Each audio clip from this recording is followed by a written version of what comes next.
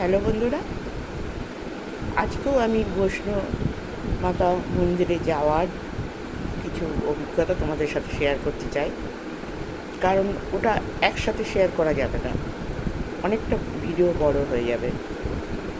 তো বলি, আমরা আমি আমার এপিসোড যদি তোমরা দেখে থাকো, আমার স্বামীকে তুলিতে চাপিয়েছিল এই অবধিই তোমরা জানো।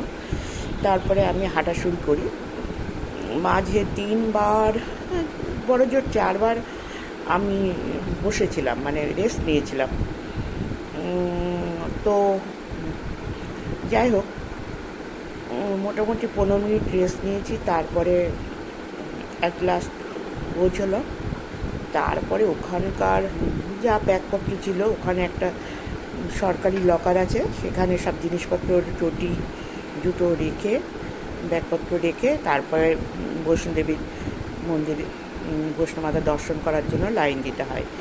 কিন্তু সেখানকার অবস্থা এতটাই কী বলবো, অব্যবস্থা।